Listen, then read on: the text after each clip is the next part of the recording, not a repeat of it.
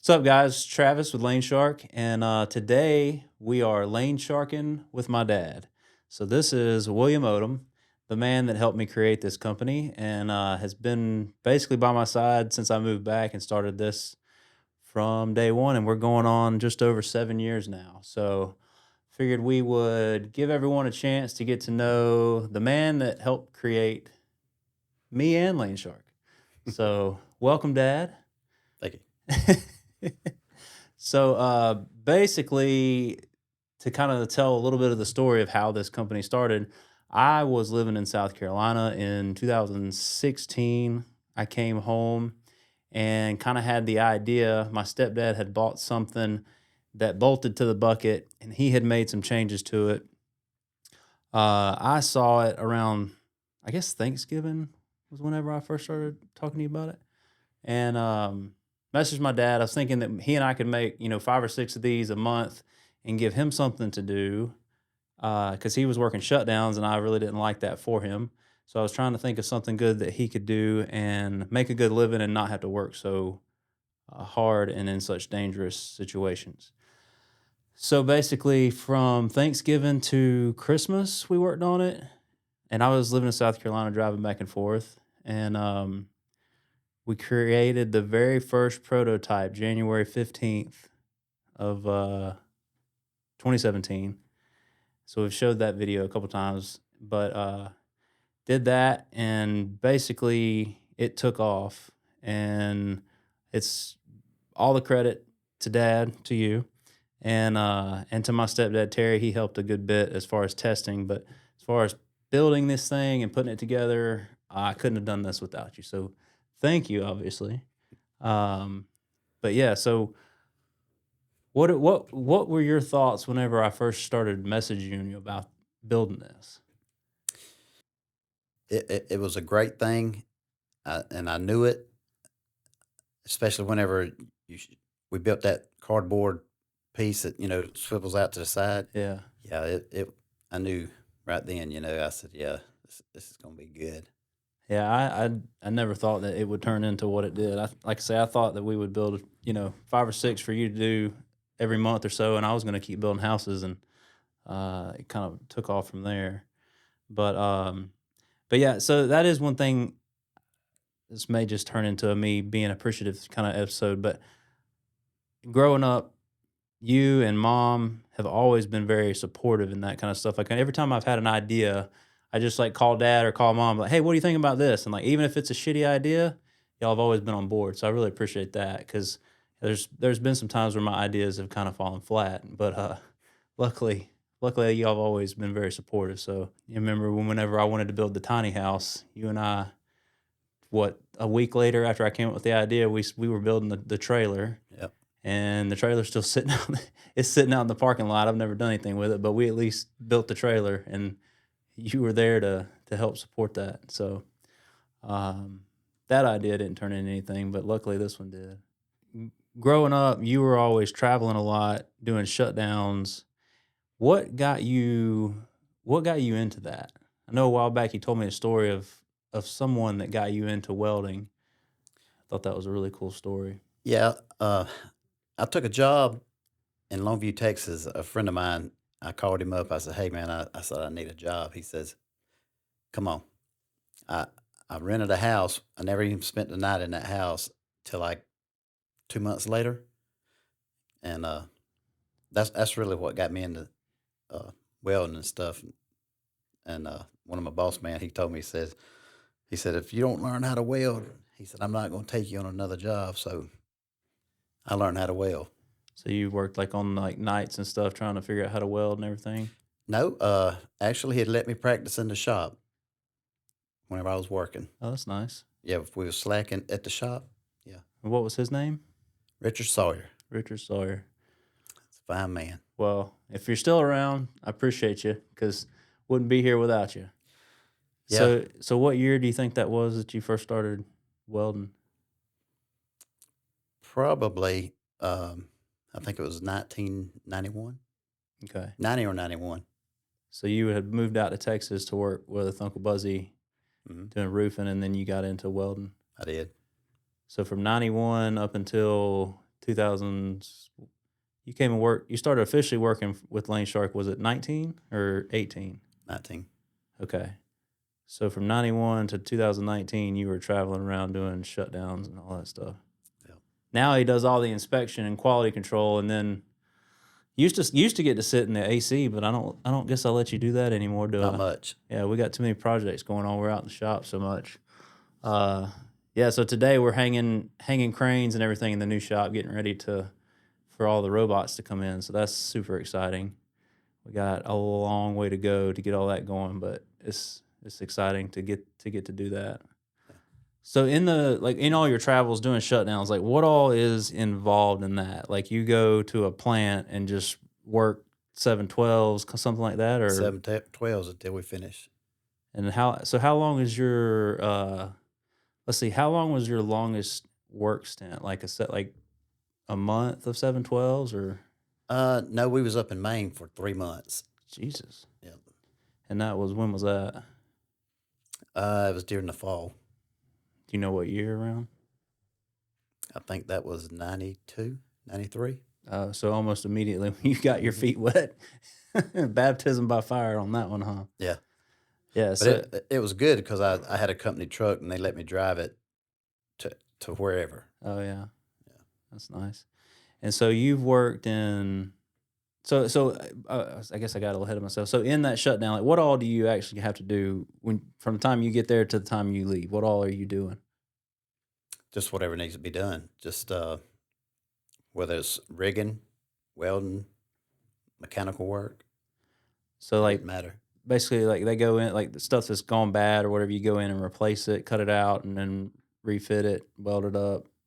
Yeah, our shop, they did a lot of titanium welding and they built a lot of washer drums.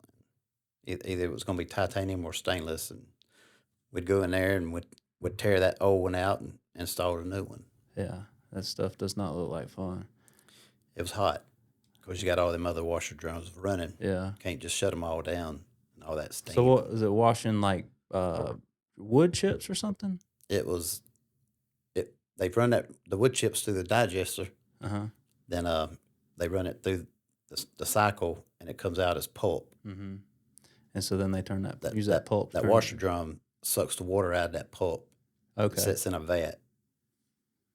And so just over time they wear out, and just it Mhm. eats away at it, and you have to go in and replace them. Yeah, lot of times it's mostly the bearings and the screen. Mm-hmm. And so that Maine was your longest job. So I know you've worked in every state except for Montana and Hawaii, right? And North Dakota. North Dakota. So you've been all the way up to Washington and did we say Alaska? Have you been to Alaska? No, Okay, so I 4 wish. states. For some reason, I was thinking it was 2. Do what now? I wish Yeah, maybe one day we'll make it up there.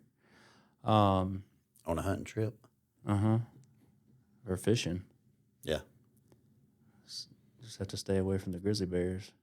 So yeah, so you've basically just kind of traveled around and worked and everything, and so now you get to go home every day, and we get to hang out every day, basically. yeah. It's good money out on the road, but it doesn't have a life to it. Yeah, yeah. I had to work when I was working for my buddy Andy doing heating and air.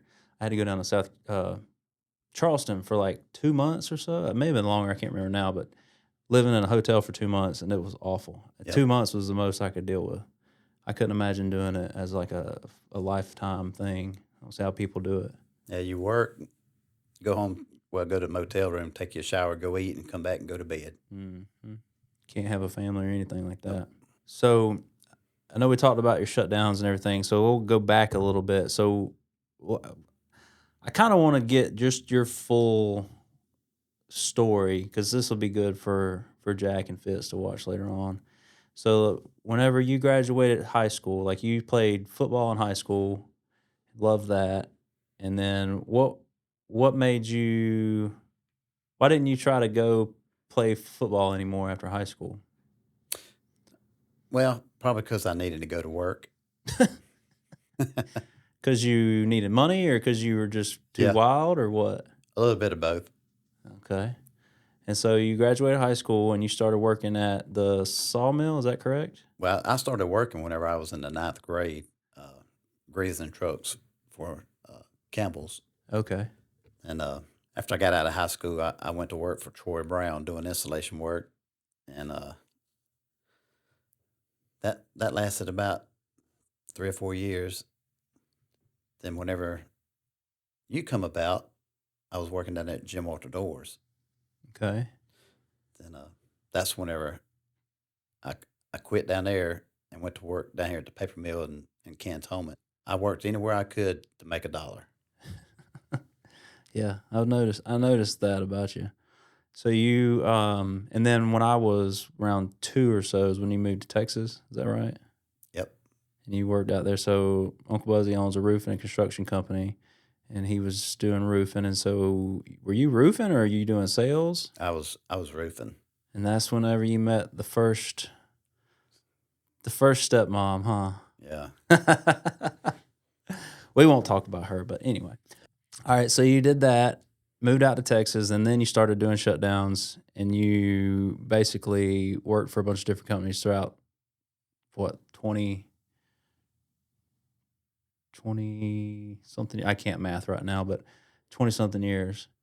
And so I remember TriStar. I still have a little knife that you gave me when I was little when you were working for TriStar, and for some reason I've always kept that thing.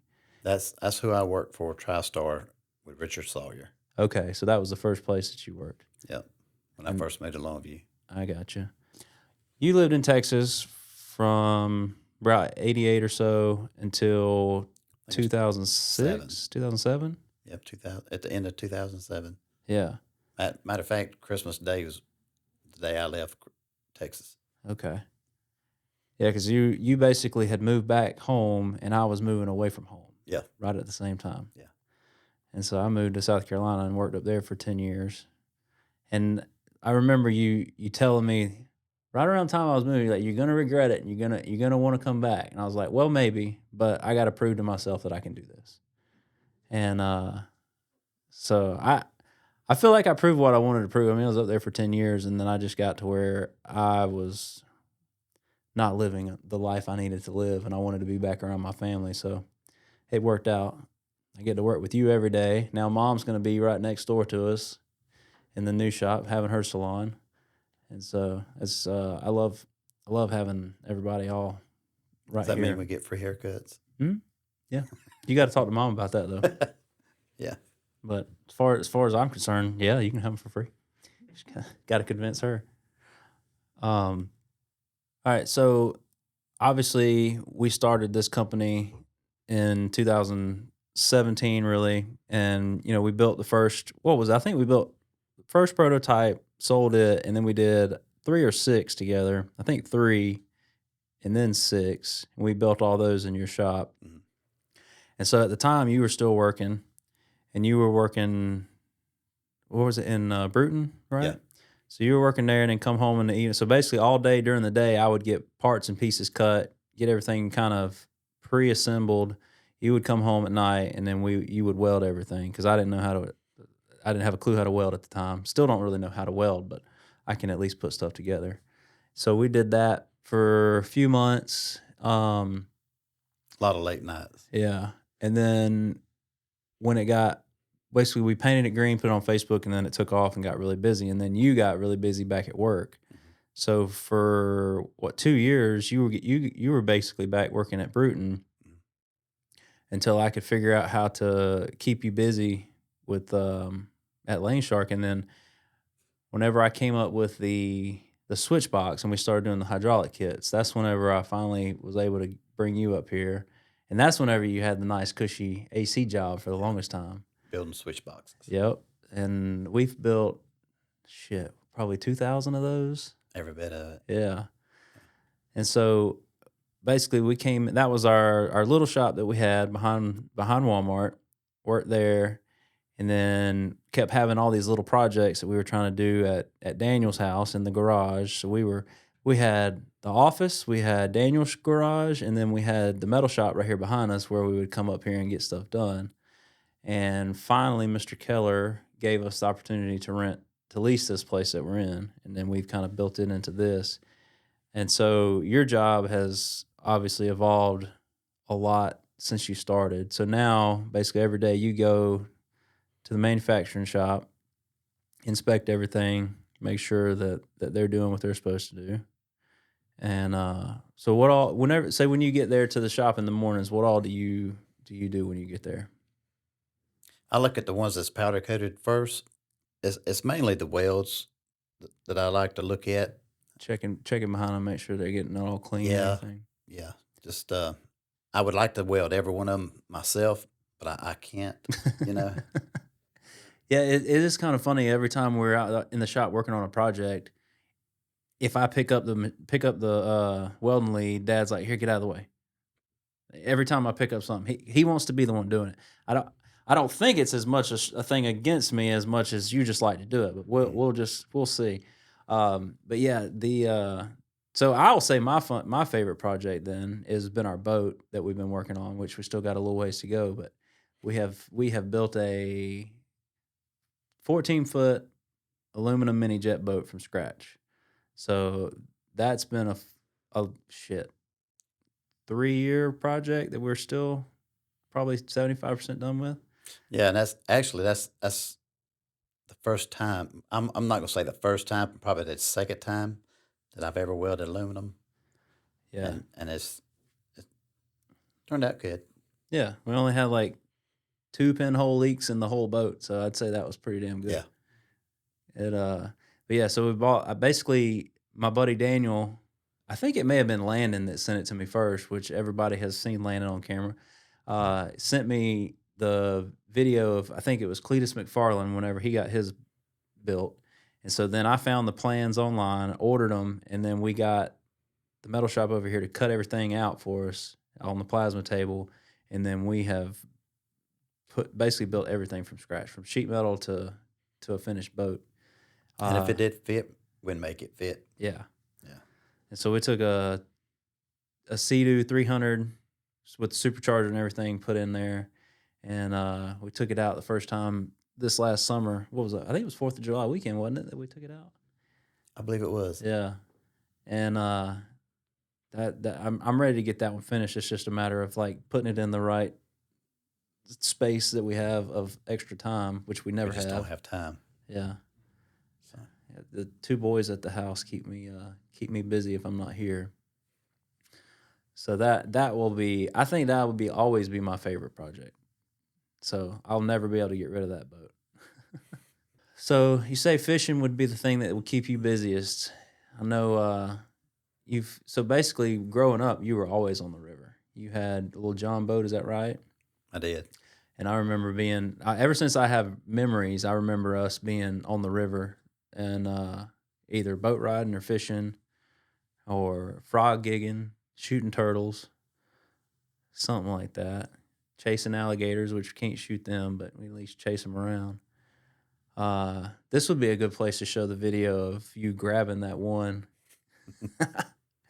So we went to Alabama River fishing about 3 years ago. About 3 years ago. Yeah, and I mean, we went to a private lake on a game preserve where it was legal, and anyway, there was about a 3-foot alligator, I think, Yeah, about 3 or 4. just sitting up on the bank, and Dad just pointed the boat right towards him, and he jumps in the water. Dad reaches down and grabs him, picks him up right out of the water. It was one of the coolest things I've ever got to watch. But yeah, so that's always some. There's always going to be a weird or a funny story if we go fishing. Um, but yeah, normally we're just shooting a lot of snakes. Yeah, have you gone fishing in all these places that you've gone? Whenever you go working, did you ever get a chance to go fishing while you were working? I did one time. We was working in Wyoming, and it was like you could see for miles and miles. Actually, you could see the plant 35 miles away.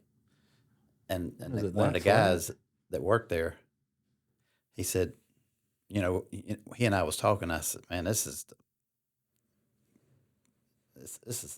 a bad place to be living. He said, no, you need to go on up about 100 miles north. He said, it's totally different. So me and two of my other buddies, after we got finished with the job, we went up. It was it was at Yellowstone National Park, and we rented us some horses. We backpacked up in the mountains, took our fishing poles, caught a few little old, Trout. yeah, little speckled trout, Mhm. rainbow trout, whatever, and cooked them up and eat them. That's about the only thing we had to eat too, because we was gonna catch everything that we eat. I think we wound up catching about 3 or 4 of those little old bass or trout. But yeah, that was a fun trip. Got to Never, kill a bear. that's what I was getting ready to ask. Like, wasn't there another trip where you killed a bear? Was that the same one? It was same trip because my one of my buddies, he lived there, so Mm. he got a tag to kill Okay. one. But yeah, that was pretty cool. Freaked me out whenever we started chasing it, and that thing come up one of them cliffs and come right straight towards me. I had a pistol. That's all I had, but I wasn't gonna let it come get me. I didn't realize it charged at y'all. Well, it didn't really charge at me. It just it happened to come up. Whenever it come up over that little old cliff, he come real close. Mm. Yeah, that's one thing I don't know that I've ever seen in the wild is a bear. I've seen one going down. Like I was driving when I lived in Greenville. We was going up to Asheville one time, and I had one come across the road on me, but never been like in the woods and saw one. We we got to see a bunch of elk up there at one point. Have you ever killed an elk? I No, can't remember. never have. Yeah. But yeah, we were coming through the park one day, and I think there was like at least 10 elk, and they had one big old bull elk, and everybody was like parked on the side of the road getting out, just waiting on somebody to get stabbed by an elk. People think these things are tame for some reason. It's kind of funny to watch. My buddy, whenever he shot it, I think he had something like a 30-06 or 7 mag or something, and he shot it and wounded it, broke his leg, and once we finally got it killed, there was like 2 or 3 holes in his ear where I was sitting there just shooting that thing. Yeah, You're supposed to hit them in the head, not the ear. that's where I was aiming. Yeah, we do have some funny hunting stories. So, um, I don't have a clue when this was, but whenever we went down to Brady, Texas, do you remember whenever it was me, you, Uncle Buzzy, and Michael in that Suzuki Samurai, Oh yeah, and we were chasing the deer. oh yeah. I mean, they would probably thrown us in jail if we got caught that night, but we were chasing the deer, and you were weren't you sitting on the Spare spare tire. tire? Yeah, and you got your ass flung out the back of the back of the Suzuki. Man, that was a fun trip though. That in South Texas, man, it was just so many deer. Like I remember driving to the place, we counted like 100 deer in the span of like a couple hours that were just dead on the side of the road because there's so many where people were hitting them with their cars. And they come out of nowheres because there's nothing but uh, mesquite trees and cactuses, Mm-hmm. and you would think, nah, ain't no deer out here. I'm telling you. Yeah, South Texas is fun. I used to enjoy that. Like it seemed like there for a while. Almost every Christmas we would always go somewhere hunting, and then I don't know what happened. I guess we just or I just stopped coming out to Texas. I don't know, but but yeah, we had a lot of fun trips like that. That same trip there was so many armadillo. You could just walk out and you could walk right up to them and kick them if you wanted to. There's so many out there. Yeah, actually I was going hunting about 3 or 4 weeks ago, and I kicked one because he was right there in the trail. I won't never kick another one with tennis shoes on. I broke my toe. We probably have to edit out some of the cruelty to animal stuff that we've got in here, but uh, Maybe. I mean, like some of the stuff I see on Instagram, brutal, man. yeah. People do not care. Yeah, the older I get, the more really after I did my shroom trip is I've got a lot more empathetic with animals. So like I try not like unless I'm gonna kill it and eat it, I try not to mess with it. It's strange how that changed me, but yeah, we went goose hunting 2 years ago, or was it 21? Hell, I guess it's 3 years ago now. Anyway, we went to Arkansas. Mhm. Yeah, that was about the most miserable trip I've ever been on. Yeah, me too. Driving up there, we saw it had to be thousands. I mean, It probably turned the whole more. sky gray. Yeah, so many geese flying. And we get there and we went up. So we were in Arkansas. What's the state right above Arkansas? Missouri. Missouri. So we drove up to the state line right there at Missouri, and it was snowing. So we had dinner that night. So it was like in the teens. We got up the next morning. It may have been in single digits, but either way, still just freaking cold. And so we go out in the field and just lay down. We're just laying down, covered up because you got to be super still, let them come in on you. And we didn't kill a single bird, did we? Not that I'm aware of. I I think think, I shot maybe twice. yeah, I think they came in on us twice or something, but somebody jumped too early, so they flew off, and we didn't kill anything. And so the last morning we were supposed to go hunting, we got up and came home. I was not laying there getting froze. Like literally got froze to the ground. It was so cold. Yeah, it was snow and ice on the ground. It was miserable. Yeah. So that's the last hunting trip I've been on, I think. Yeah, we haven't been anywhere else yet. We need to get better about scheduling some vacation trips. Yeah, like that. And the helicopter shooting hogs. I'm game. That would be a good thing to film. Yeah. We've been saying we're going to do that. We need to just actually do it. Help me remember to do that. We need to schedule a trip. Where do you do that? Out in Texas, they have it's legal to kill them out of a helicopter. They have like guided trips and stuff. I want to say Ted Nugent is the one that helped get that legislation passed. I could be wrong, but I feel like he was talking on Joe Rogan's podcast, and he said he was the one that helped get that going.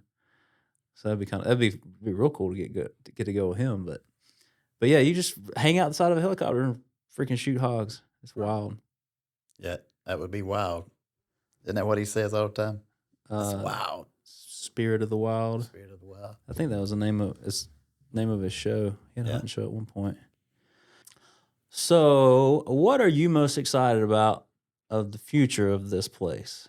Got anything you're looking forward to or wanting to do? No, not really. Just I'm gonna work as long as I can, help you out, and Just happy to show up, huh? yeah. And whenever it's my time, I'm gonna just kick back and fish. Well, we're gonna have to get them robots going, so then you won't be as needed, I guess. No, I'll still be here. Inspecting the robot welds, huh? Exactly. You're gonna have to inspect them because I'm gonna be the one programming it. So you're gonna have to tell me what I'm doing wrong. I tell you that is one of the cool. Like I am so excited to get those things going. Nick and I went to the training last week, and just the precision that those things have and the weld quality. Like I've never been able to get to see a weld the way that I was watching it on that robot the other day, and the amount of penetration that robot was getting. Like I couldn't believe how much penetration it was getting in that weld.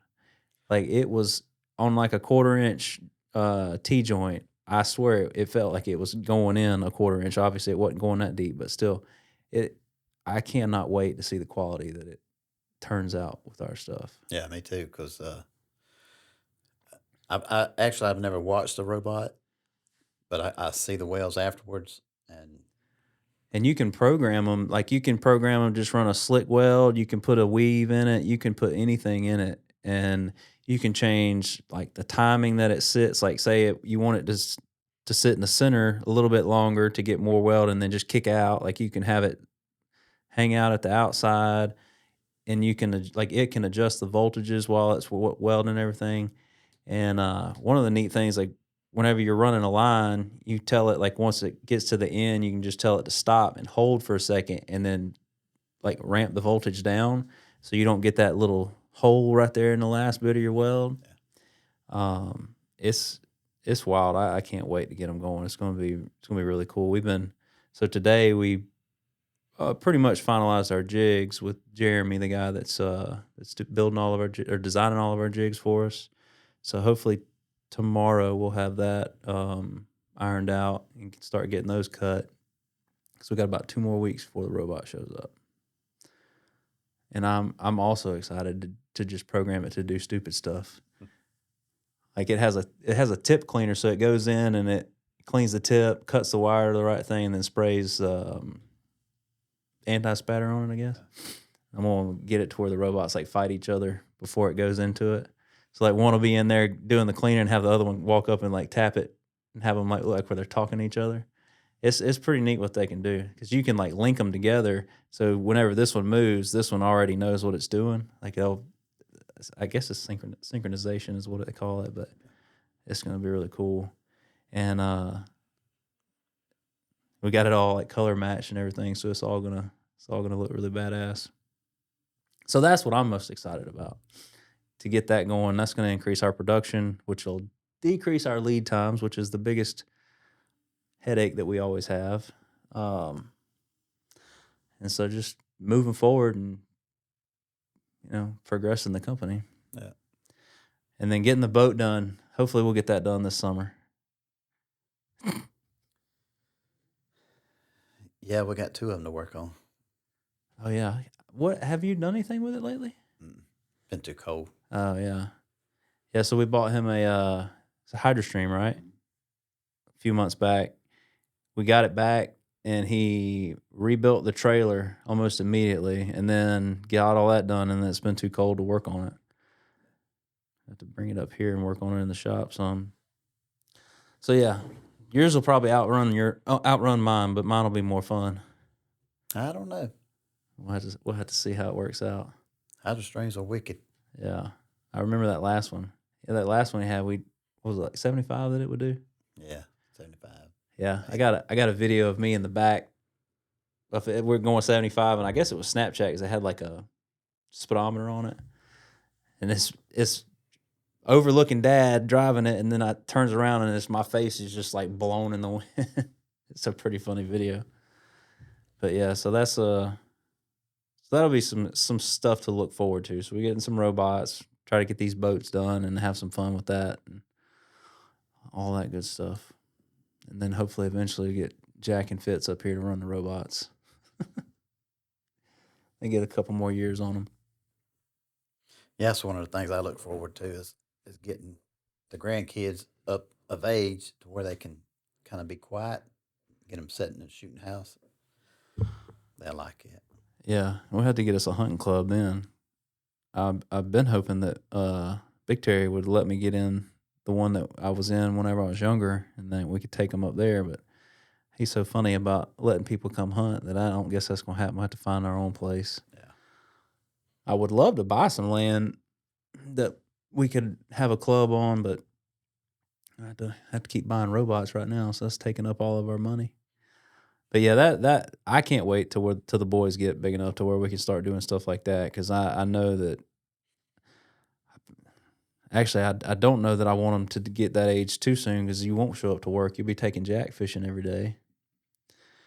But yeah, that's gonna be fun, because right now we don't get to leave the house a whole lot with them, but we can get them in the boat and get them up in the tree stand. That'll be a lot more fun. And then figure out what this third one's gonna be. Ooh. It's gonna be another boy or get us a girl for the first time. You mean you don't know? Not yet. I think she's 17 or 18 weeks, so we got about 2 more weeks and we'll find out. We could do the blood test or whatever, but I don't like that. Like I want to go do the ultrasound and like see and know that. With Jack, we had to wait so long. Like you couldn't go to the hospital and get it with me in there. Like it had to be just Megan because of the stupid COVID rules. And so we couldn't get one. And we didn't want to get it unless I was there too. So we ended up finding one of those 4D ultrasounds and going to it. And it was the funniest thing ever. Megan's laying down, they put the stuff on her and they go, and on the screen, it's like immediate, like it was like right there on Jack. I was like, well, we got a boy. There's no doubt about that. I mean, it was, if we didn't want to find out, it wouldn't have mattered, because it was like as soon as they touched her belly, it was like, boop. All right. So it's like that excitement about like just being able to see this. So that's what I want to wait and do the ultrasound and find out. So I think our next ultrasound is in 3 weeks. So then we'll find out. Then we got to get down to the important business of finding the right name. Megan gets so frustrated at me because every name she throws out, I have a reason to not like it.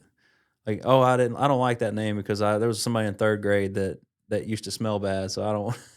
Like, just the dumbest reasons. But I don't know. I'm excited about that. I can't wait to find out. What are some life lessons that you've learned that you think I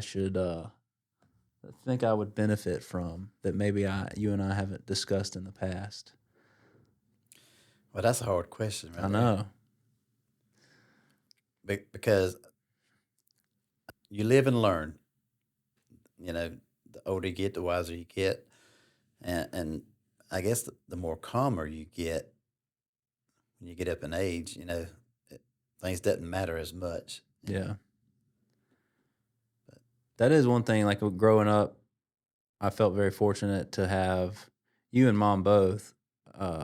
Even if y'all didn't agree with my ideas or my decisions, y'all were very supportive. So it was the whole, like you said, live and learn. So y'all let me live and learn and make those mistakes. Because I feel like I did very well. I didn't make a whole lot of bad mistakes. Like I never got into any craziness, and it's like when I lived in Greenville, I got a little wild, but I was all on my own then, so y'all didn't have to worry about it other than just making sure I was going to survive. Um, but yeah, the calming down thing, that's kind of a new thing for you though, isn't it? Not really new, because I think when I was probably about, I'm going to say 45, Mm-hmm. 42. That's whenever I started calming down. Uh-huh. So for that one time about 4 years ago now. 4 years ago. Oh, Lord. Your last road rage incident. We won't talk about the details, but yeah. Wasn't much calm going on that day. No. I can't deal with people who mess with me. Gets me in trouble. Yeah, that's for sure. And we went through the same crap this morning. The guy was trying to run, and I seen what he was doing, and I stopped right in the middle of the road, but he couldn't make it because it messed up his steering. Yeah, so somebody did he T-bone somebody? Yeah. So T-boned a lady and then tried to leave, but his steering linkage broke. Yeah. I'm glad you didn't have to get too involved with that. Yeah. So what do you think around 40 or 45 caused you to calm down? I guess, hell, I woke up, you do bad things, it comes back on you, you know. You play, you pay. Yeah. That's it. Yeah, that's It will come back and bite you.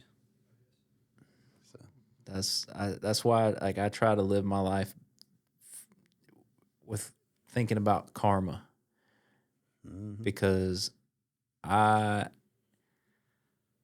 a lot of people that I could have paid back what they gave me and ruined their lives. Two or three to speak of, but every time I would think about doing it, I would always just think, well, what happens whenever karma comes back to get me again? it'll get you. I just have to let it go. And so far, karma has been working out. Yeah, I try to be nice to everybody. I try to help anybody and everybody. I don't care what it is, because one day, it'll come back. Mm-hmm. So just be good to people. If something was to happen to you, or well, to either of us, but like something that you would want the boys to hear or to think about or to know, that's really kind of what the purpose of today is, like just to kind of to where if something was to happen, like when they get older, they've got conversations and stuff like that to see of you.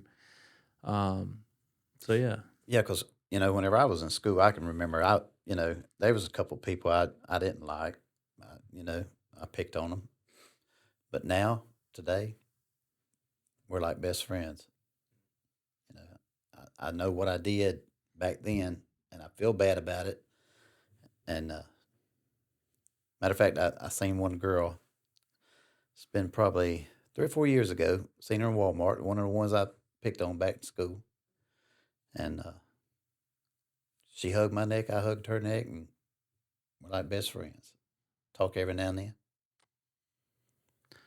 So yeah, as when you're young, think about how things are going to play out when you Yeah, get you older. don't think about it. That's Well, what it is. Yeah, what I'm saying is like the advice would be to think about those things, Yeah, to look at every decision you make now as to how it will affect your future or their future or just the future, and don't be too short sighted with your thoughts on that.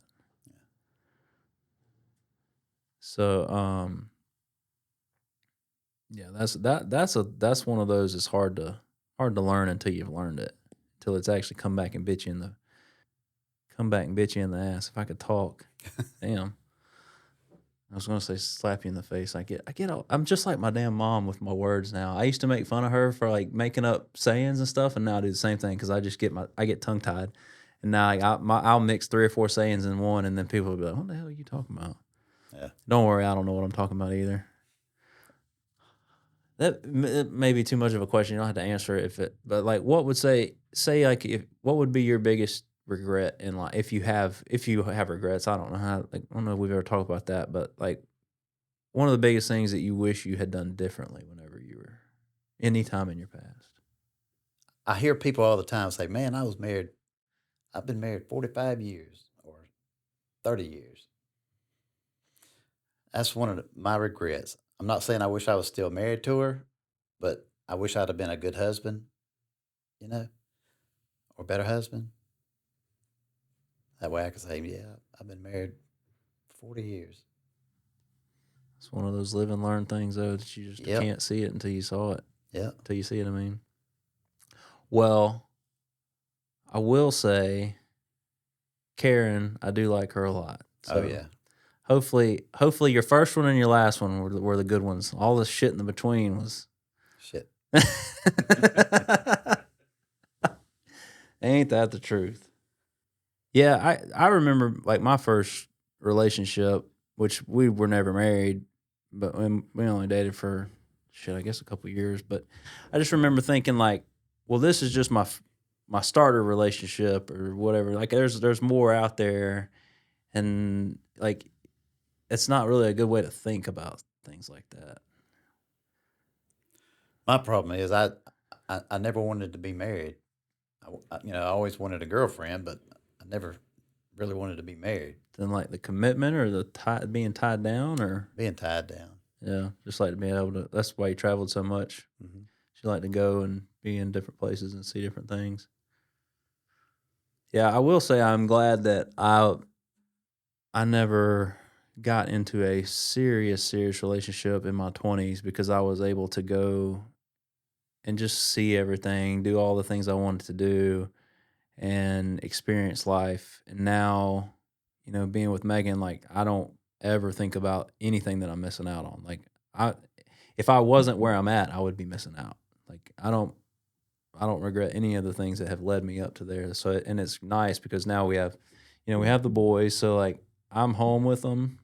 I spend as much time as humanly possible with them, and we're in a good spot. And so, and I'm all when I'm with my boys, I'm with my boys. I'm not like thinking about being somewhere Yeah. else and wishing I was out partying or doing something stupid because I've already done all the stupid things. So I know that I'm not missing out on anything, and that watching them grow up is we'll get emotional. But yeah, being able to be with them and watch them grow up's pretty phenomenal. So, and it's all because of Lane Shark. Yeah. Because you helped me start it and let one of my crazy ideas turn into something. So It was a good idea. yeah. So here we are. I never seen myself doing one of these podcasts before.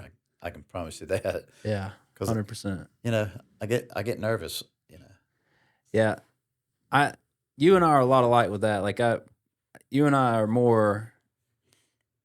We like to just work and do stuff and make things. I hate small talk.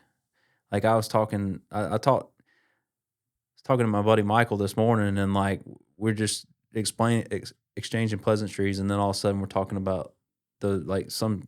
I just go off on tangents and start talking about deep stuff. Like I don't like talking about like surface level stuff. I just get bored with it. So I get it. I definitely did not expect me to be doing a podcast, and would not be doing one had it not been for Brandon basically forcing me to. So I understand. It's one of those things. Like I've just never been somebody that really thought that I had anything to say for people to listen to. Like I don't think anybody really cares what I have to say.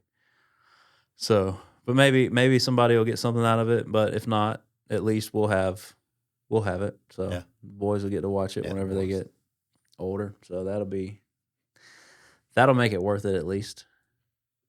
There's one thing, after I'm gone, my grandkids will be in here, they say, my pawpaw built that right there, you know. Yeah, that is. They'll definitely have a lot of that, Oh, yeah. especially with all the little projects that don't even have anything to do with Lane Shark. Yeah. Like, I mean, just at the house, we'll have the railing that you and I built. We got the boat that you and I built. We got all these little things around here that you and I have built. The little sifters I bought, I made for the kids. Yeah, the little for the beach. Yeah. Yeah, mom. So mom sent me a picture one day. She's like, "You think we can get these made?" And basically, it's just metal screen with pool noodles around them, so they can go to the beach and like sift through. So dad made those for us a couple months ago. We hadn't gone to the beach in a while. But yeah, that is kind of cool. Like leaving something like little parts of you will be around no matter what. Yeah. Well, I guess the biggest thing is I'm very grateful for everything that you've done for me, for always entertaining my ideas, whether they were worth a shit or not, and helping build them, even if they were obviously not going to work. Um, allowing me to But make the wrong decisions. most and everything that we've built has worked. Yeah, if we take it all the way to the finish line, it works for sure. It's just whether or not it works for what I need it to do. That's the thing. But yeah, I guess I'm thinking about little stupid ideas that I've had that we've started on but never really worked on. The ones we've worked on, we've definitely they've worked. Yeah. That's true. So, so anyway, thank you for all of that. I really am grateful, and like I said, thank you for letting me be myself, Yeah. and being there if I needed you, but not stopping me from making my own mistakes. So anyway, yeah. So I guess we'll wrap it up with that, and thank y'all for watching. This has been Lanesharkin with Travis and my dad, William Odom, the man who has helped make this dream a reality. Thank y'all, and hopefully y'all get something out of it too. The end.